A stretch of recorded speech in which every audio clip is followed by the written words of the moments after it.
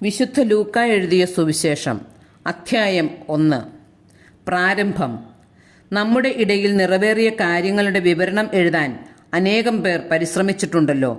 അതാകട്ടെ ആദ്യം മുതൽ തന്നെ വചനത്തിന്റെ ദൃക്സാക്ഷികളും ശുശ്രൂഷകന്മാരും ആയിരുന്നവർ നമുക്ക് ഏൽപ്പിച്ചു തന്നിട്ടുള്ളതനുസരിച്ചാണ്. അല്ലയോ ശ്രേഷ്ഠനായ തെയോഫിലോസ്, എല്ലാ കാര്യങ്ങളും പ്രാരംഭം മുതൽക്കേ സൂക്ഷ്മമായി പരിശോധിച്ചതിന് ശേഷം എല്ലാം ക്രമമായി നിനക്ക് എഴുതുന്നത് ഉചിതമാണെന്ന് എനിക്കും തോന്നി. അത് നിന്നെ പഠിപ്പിച്ചിട്ടുള്ള വചനങ്ങളുടെ വിശ്വസ്തതയെക്കുറിച്ച് നിനക്ക് ബോധ്യം വരാനാണ്. സ്നാപക യോഹന്നാന്റെ ജനനത്തെക്കുറിച്ച് അറിയിപ്പ്. ഹെറോദസ് യൂദയ രാജാവായിരുന്ന കാലത്ത് അബിയായുടെ ഗണത്തിൽ സഖറിയ എന്ന ഒരു പുരോഹിതൻ ഉണ്ടായിരുന്നു. അഹ്റോന്റെ പുത്രിമാരിൽപ്പെട്ട എലിസബത്ത് ആയിരുന്നു അവന്റെ ഭാര്യ. അവർ ദൈവത്തിന്റെ മുമ്പിൽ നീതിനിഷ്ഠരും കർത്താവിന്റെ കൽപ്പനകളും പ്രമാണങ്ങളും കുറ്റമറ്റ വിധം അനുസരിക്കുന്നവരുമായിരുന്നു. അവർക്ക് മക്കളുണ്ടായിരുന്നില്ല. എലിസബത്ത് വന്ധ്യയായിരുന്നു. ഇരുവരും പ്രായം കവിഞ്ഞവരുമായിരുന്നു. തന്റെ ഗണത്തിന് നിശ്ചയിക്കപ്പെട്ടിരുന്ന ക്രമമനുസരിച്ച് ദൈവസന്നിധിയിൽ ശുശ്രൂഷ നടത്തിവരവെ പൗരോഹിത്യ വിധിപ്രകാരം കർത്താവിന്റെ ആലയത്തിൽ പ്രവേശിച്ച് ധൂപം സമർപ്പിക്കാൻ സഖറിയായ്ക്ക് കുറിവീണു. ധൂപാർപ്പണ സമയത്ത് സമൂഹം മുഴുവൻ വെളിയിൽ പ്രാർത്ഥിച്ചുകൊണ്ടിരുന്നു. അപ്പോൾ കർത്താവിന്റെ ദൂതൻ ധൂപപീഠത്തിന്റെ വലത്തുവശത്ത് നിൽക്കുന്നതായി അവന് പ്രത്യക്ഷപ്പെട്ടു. അവനെ കണ്ട് സഖറിയ അസ്വസ്ഥനാവുകയും ഭയപ്പെടുകയും ചെയ്തു. ദൂതൻ അവനോട് പറഞ്ഞു, സഖറിയ, ഭയപ്പെടേണ്ട, നിന്റെ പ്രാർത്ഥന കേട്ടിരിക്കുന്നു. നിന്റെ ഭാര്യ എലിസബത്തിൽ നിനക്ക് ഒരു പുത്രൻ ജനിക്കും. നീ അവന് യോഹന്നാൻ എന്ന് പേരിടണം. നിനക്ക് ആനന്ദവും സന്തുഷ്ടിയും ഉണ്ടാകും. അനേകർ അവന്റെ ജനനത്തിൽ ആഹ്ലാദിക്കുകയും ചെയ്യും. കർത്താവിന്റെ സന്നിധിയിൽ അവൻ വലിയവനായിരിക്കും. വീഞ്ഞോ മറ്റു ലഹരി പാനീയങ്ങളോ അവൻ കുടിക്കുകയില്ല. അമ്മയുടെ ഉദരത്തിൽ വെച്ച് തന്നെ അവൻ പരിശുദ്ധാത്മാവിനാൽ നിറയും. ഇസ്രായേൽ മക്കളിൽ വളരെ പേരെ അവരുടെ ദൈവമായ കർത്താവിലേക്ക് അവൻ തിരികെ കൊണ്ടുവരും. പിതാക്കന്മാരുടെ ഹൃദയങ്ങളെ മക്കളിലേക്കും അനുസരണമില്ലാത്തവരെ നീതിമാന്മാരുടെ വിവേകത്തിലേക്കും തിരിച്ചുവിടാനും സജ്ജീകൃതമായ ഒരു ജനത്തെ കർത്താവിനു വേണ്ടി ഒരുക്കാനും ഏലിയായുടെ ചൈതന്യത്തോടും ശക്തിയോടും കൂടെ അവൻ കർത്താവിന്റെ മുമ്പേ പോകും. സഖറിയ ദൂതനോട് ചോദിച്ചു, ഞാൻ ഇത് എങ്ങനെ അറിയും? ഞാൻ വൃദ്ധനാണ്, എൻ്റെ ഭാര്യ പ്രായം കവിഞ്ഞവളുമാണ്. ദൂതൻ മറുപടി പറഞ്ഞു, ഞാൻ ദൈവസന്നിധിയിൽ നിൽക്കുന്ന ഗബ്രിയേലാണ്. നിന്നോട് സംസാരിക്കാനും സന്തോഷകരമായ ഈ വാർത്ത നിന്നെ അറിയിക്കാനും ഞാൻ അയക്കപ്പെട്ടിരിക്കുന്നു. യഥാകാലം പൂർത്തിയാകേണ്ട എൻ്റെ വചനം അവിശ്വസിച്ചതുകൊണ്ട് നീ മൂകനായിത്തീരും. ഇവ സംഭവിക്കുന്നതുവരെ സംസാരിക്കാൻ നിനക്ക് സാധിക്കുകയില്ല. ജനം സഖറിയായെ കാത്തു നിൽക്കുകയായിരുന്നു. ദേവാലയത്തിൽ അവൻ വൈകുന്നതിനെപ്പറ്റി അവർ അത്ഭുതപ്പെട്ടു. പുറത്തു വന്നപ്പോൾ അവരോട് സംസാരിക്കുന്നതിന് സഖറിയായ്ക്ക് കഴിഞ്ഞില്ല. ദേവാലയത്തിൽ വെച്ച് അവന് ഏതോ ദർശനമുണ്ടായി എന്ന് അവർ മനസ്സിലാക്കി. അവൻ അവരോട് ആംഗ്യം കാണിക്കുകയും ഊമനായി കഴിയുകയും ചെയ്തു. തന്റെ ശുശ്രൂഷയുടെ ദിവസങ്ങൾ പൂർത്തിയായപ്പോൾ അവൻ വീട്ടിലേക്ക് പോയി. താമസിയാതെ അവന്റെ ഭാര്യ എലിസബത്ത് ഗർഭം ധരിച്ചു. 5 മാസത്തേക്ക് അവൾ മറ്റുള്ളവരുടെ മുമ്പിൽ പ്രത്യക്ഷപ്പെടാതെ കഴിഞ്ഞുകൂടി. അവൾ പറഞ്ഞു, മനുഷ്യരുടെ ഇടയിൽ എനിക്കുണ്ടായിരുന്ന അപമാനം നീക്കിക്കളയാൻ കർത്താവ് എന്നെ കടാക്ഷിച്ച് എനിക്കിത് ചെയ്തു തന്നിരിക്കുന്നു. യേശുവിന്റെ ജനനത്തെക്കുറിച്ച് അറിയിപ്പ്.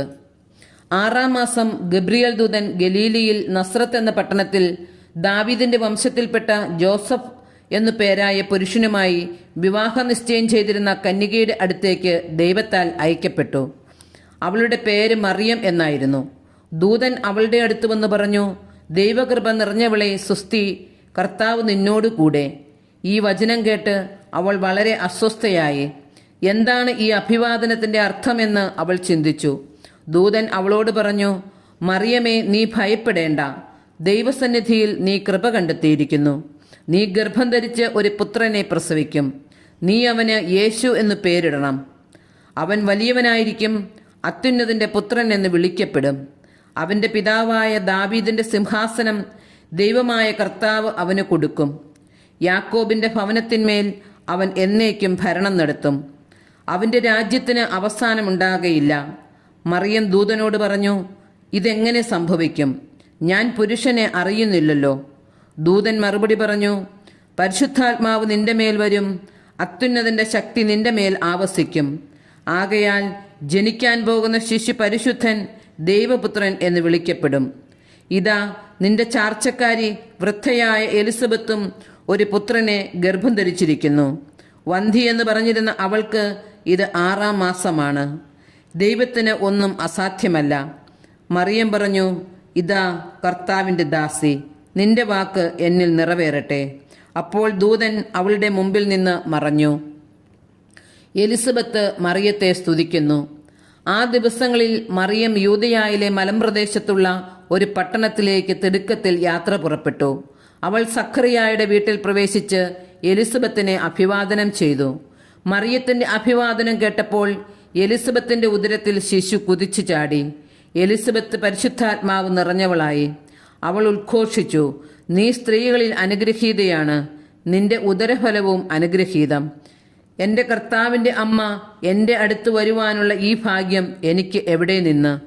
ഇതാ നിന്റെ അഭിവാദന സ്വരം എൻ്റെ ചെവികളിൽ പതിച്ചപ്പോൾ ശിശു എൻ്റെ ഉദരത്തിൽ സന്തോഷത്താൽ കുതിച്ചു ചാടി. കർത്താവ് അരുളിച്ചെയ്ത കാര്യങ്ങൾ നിറവേറുമെന്ന് വിശ്വസിച്ചവൾ ഭാഗ്യവതി. മറിയത്തിൻ്റെ സ്തോത്രഗീതം.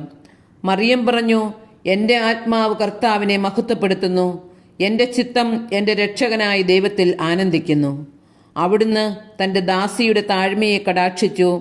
ഇപ്പോൾ മുതൽ സകല തലമുറകളും എന്നെ ഭാഗ്യവതി എന്ന് പ്രകീർത്തിക്കും.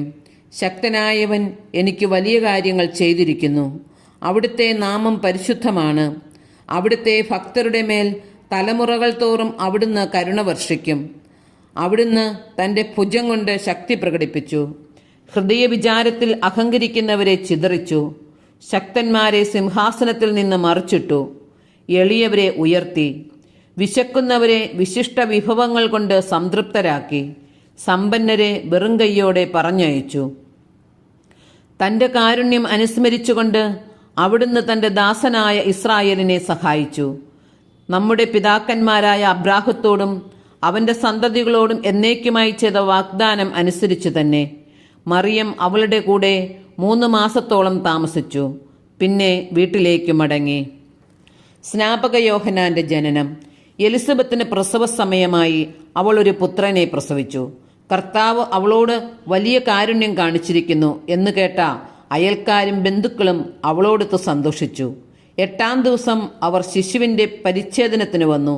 പിതാവിൻ്റെ പേരനുസരിച്ച് സഖറിയ എന്ന് അവന് പേര് നൽകാൻ അവർ ആഗ്രഹിച്ചു.